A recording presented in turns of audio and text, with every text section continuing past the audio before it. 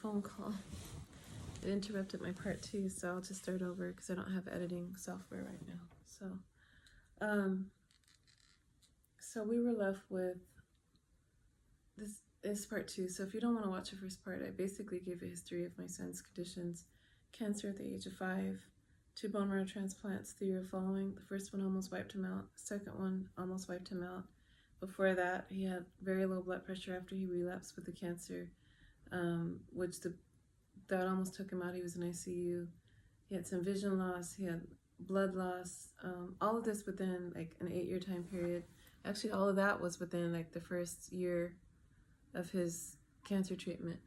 But then he developed congestive heart failure, pulmonary hypertension from a virus, and possibly chemo treatment. He had a brain cavernoma, which was like a tumor-like collection, like raspberry-like clusters. That's the best way they could describe it. Some babies get that like berry-looking growth on their face. It's red. Sometimes some people get it on their heart. Very dangerous spots.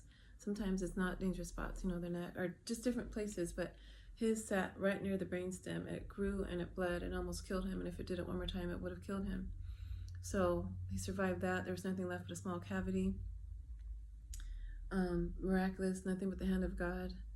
The doctor was like, his neurologist they saw a neurosurgeon at one hospital and another neurologist there. He saw another neurologist at his cancer treatment facility. He was like, that's interesting, like nothing there but a cavity. And we were told that we should leave it alone because it was too dangerous to operate on. They couldn't operate on it. And that we should just leave it alone, but the chances of it growing and getting worse were higher, versus it just staying the way it was. I think they said there was a small chance it could go away on its own, but that was highly unlikely. So anyway, by October, my son had a lung biopsy summer of 2019, June or July. And by October, news was coming in, pathology results were coming in, and it was even risky during the biopsy, but I'm glad that we did. But I was told that he had 6 to 12 months to live without a heart and lung transplant. And his heart overall was doing okay, but it just was having to work so hard because the pressure in the lungs was so strong, pushing against the blood vessels, that when the heart tried to pump blood into his lungs, it just was working so hard. The doctor recommended the heart transplant because she felt like that it was going to be too damaged to recover. And there was fibrosis. There was the problem that the reason why he needed new lungs was because there was not only just the high blood pressure in the lungs, which had been managed by medication for so long, but it got to the point where it was getting worse. But then there was pulmonary fibrosis, which was a stiffening of the lungs, the tissues in the lungs. And then there was pulmonary ossification, which was bone growth in his lungs.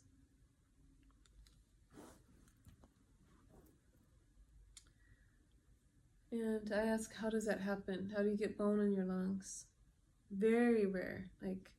I'm a researcher, so when they would tell me things, I would go online and research. How do you get bone in the lungs?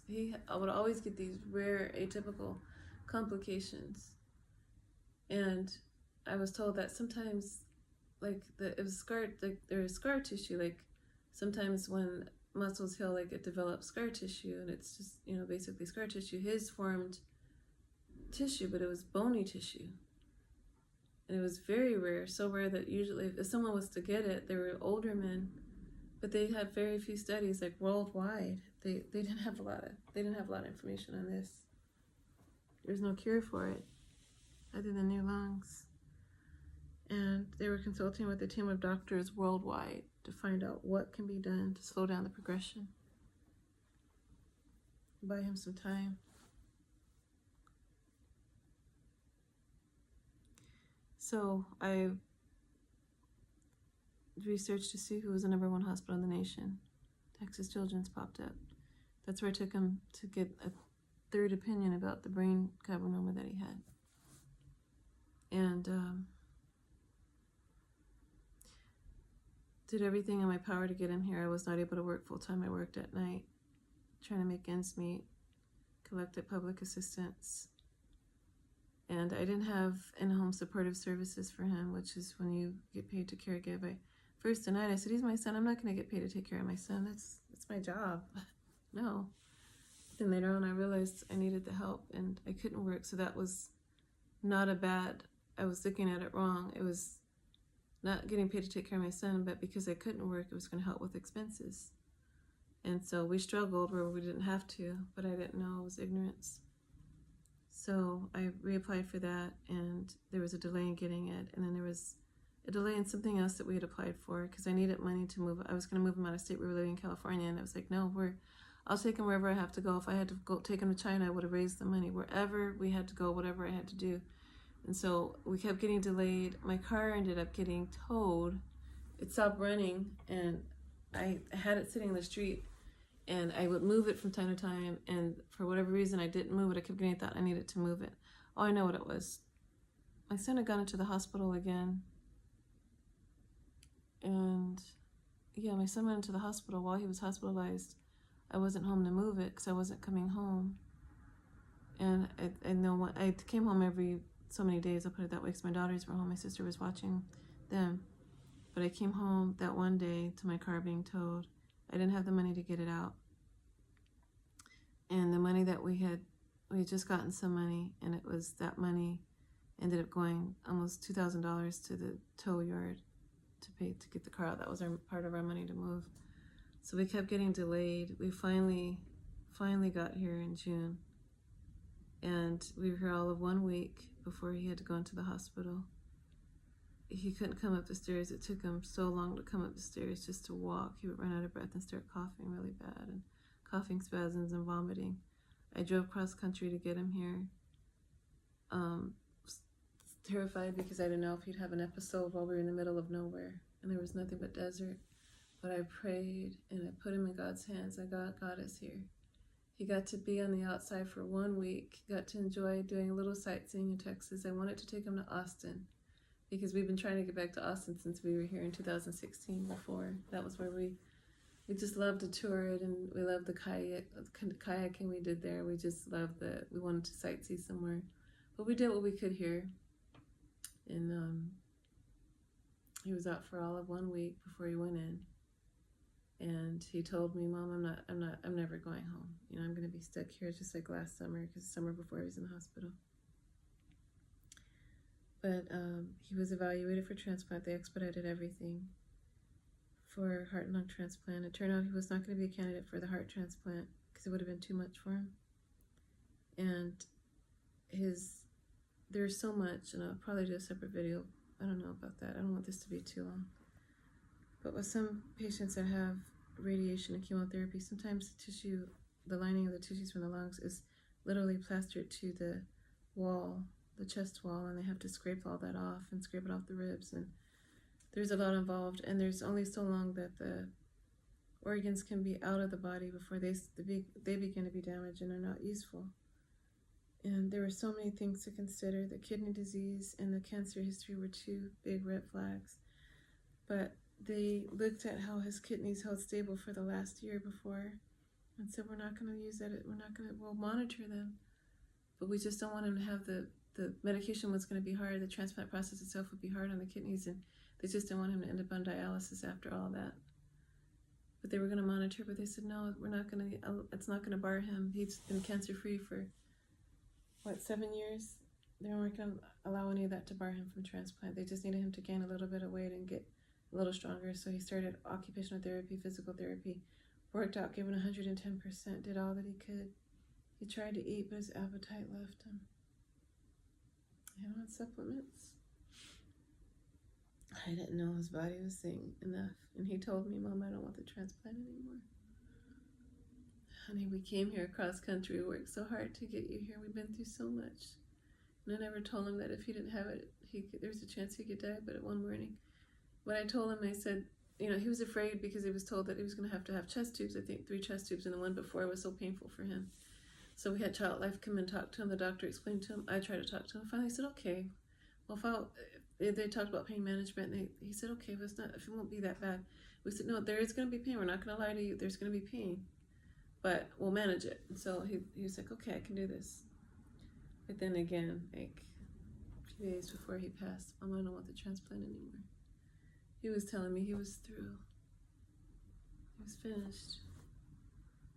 And for the first time ever in his journey, because I never gave up.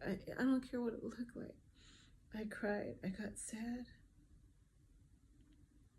I worried. Sometimes I doubted, but I never lost my faith. And I always said, no, we're going to fight this. We're going to beat this. But this time, for the first time ever, it's kind of scared me. Lord, am I being selfish? Do I need to listen? Because I wasn't going to make him do the transplant if he didn't want to do it. I was still going to coerce him, talk to him, try to convince him, but it was his body. He was 13. He was old enough to know. He had a childlike innocence about him, yet he was very mature, and he knew what he wanted for his body. He knew what he could handle. But I think there was a peace in him that let him know that it's okay. It's okay.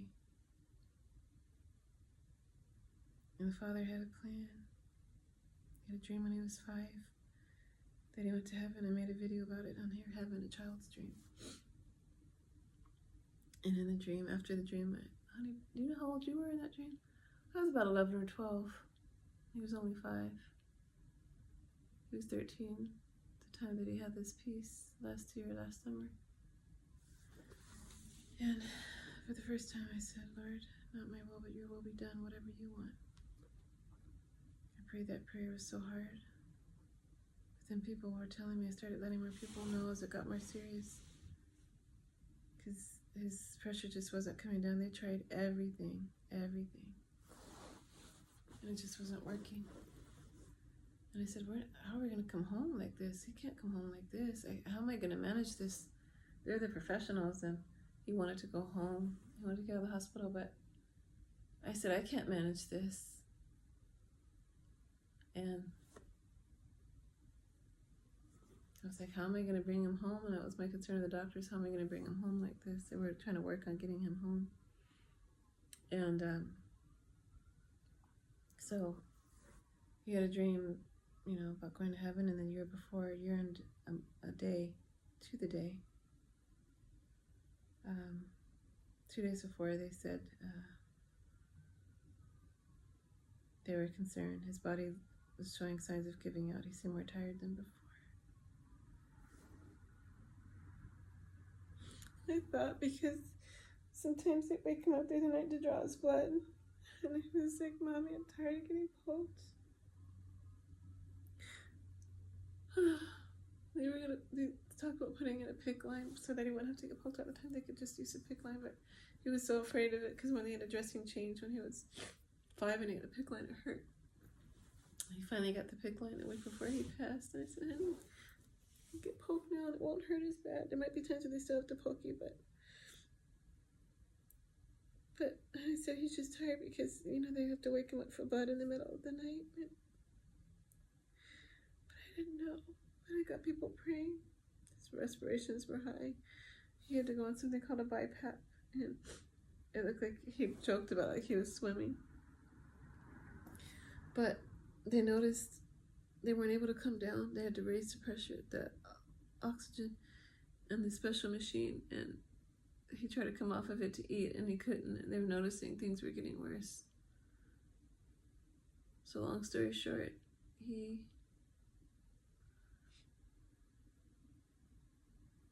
got to the point where they weren't sure. They said he's not going to make it. And I reached out to people to pray. And people were praying, telling me, don't give up. Don't you dare give up your faith. No, don't abandon your faith. But there was a peace that was trying to come in my heart that I needed to say goodbye. I needed to let go this time. The people were telling me, don't. So I didn't, and I started to have this stubborn, obstinate faith. And I'm going to stop here because it's getting long again. So come back to part 3.